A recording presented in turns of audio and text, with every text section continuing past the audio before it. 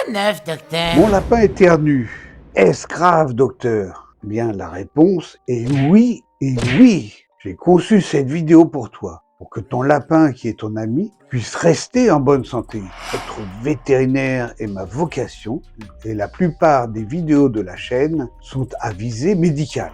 Je repose donc la question du jour. Mon lapin éternue, est-ce grave, docteur? Et la réponse est oui et oui. Un lapin qui éternue est toujours à prendre au sérieux. C'est qu'un petit rhume. L'homme fait facilement des rhumes et c'est pas grave. Ça guérit assez vite et tout seul. Par contre, pour d'autres espèces animales, comme les lapins et les rongeurs et les chats, ce qui semble être un rhume, en termes médicaux, ça s'appelle un coryza. Un coryza est une atteinte des voies respiratoires du nez. Les lapins sont très fragiles de ces voies respiratoires du nez. Et ça peut très vite se compliquer. Pourquoi ça peut se compliquer? Deux choses sont à prendre en compte. La plupart du temps, l'origine est infectieuse et contagieuse. Le microbe le plus fréquent dans ces problèmes respiratoires est la Pasteurello. Si le lapin est en contact avec des cochons d'Inde, il peut y avoir aussi des Bordetella. La deuxième chose qui est à prendre en compte est la taille du lapin. Un gros lapin risquera moins de complications qu'un petit lapin toy. Un lapin toy ou un lapin nain mini peut parfois en mourir par étouffement, une mort vraiment atroce. En effet, je vous explique tout ça en détail après la présentation de la chaîne. Quand j'ai débuté de bosser, personne ne soignait les masses. Il a fallu créer, lutter.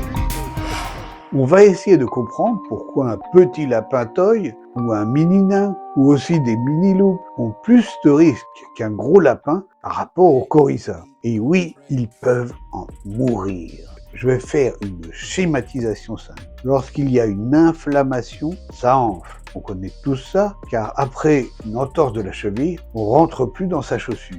Lorsqu'il y a une inflammation, l'intérieur du nez va enfler aussi. Le conduit gonfle, c'est un tube, et il peut aller jusqu'à se boucher complètement. Je pense que vous avez bien compris. Et là se rajoute une chose primordiale, spécialement chez le lapin. Le lapin ne peut respirer que par le nez. Oui, je répète, le lapin ne peut respirer que par le nez. Anatomiquement, il ne peut respirer que par le nez. Si son nez est bouché, il ne peut plus respirer du tout. C'est pour ça que son pronostic vital est en jeu. Sur un gros lapin, il y a plus de place. Donc avant que ça ne bouge complètement son nez, on a pas mal de marge. Alors qu'avec un mini lapin de 600 grammes, il n'y a qu'un tout petit conduit nasal, tout petit. Et quand ça enfle, les deux côtés des parois viennent se coller l'une à l'autre en bouchant complètement l'espace pour respirer. Conclusion de cette première partie, le coryza chez le lapin est toujours à prendre au sérieux. Tu trouveras d'ailleurs une ancienne vidéo de la chaîne, je t'explique l'utilisation thérapeutique des nébulisateurs ou aérosols pour les maladies de coryza. Le lien apparaît ici en haut. J'étendrai ce sujet sérieux des coryzas dans un prochain épisode où je t'expliquerai comment c'est fait à l'intérieur de ce pif et de la complexité du système des voies respiratoires du nez. Et aussi la question, qu'est-ce qui se passe lorsqu'il y a un coryza? Mais vous pouvez déjà trouver une bonne partie des réponses sur mon site rongeur.net que vous trouverez en lien direct en dessous dans la description. Si tu veux être mis au courant de ces prochains épisodes, c'est le bon moment pour t'abonner. Bien connaître ton animal de compagnie permet de mieux savoir si quelque chose ne se passe pas comme prévu.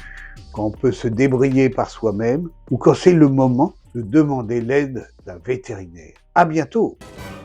Quoi de neuf, docteur?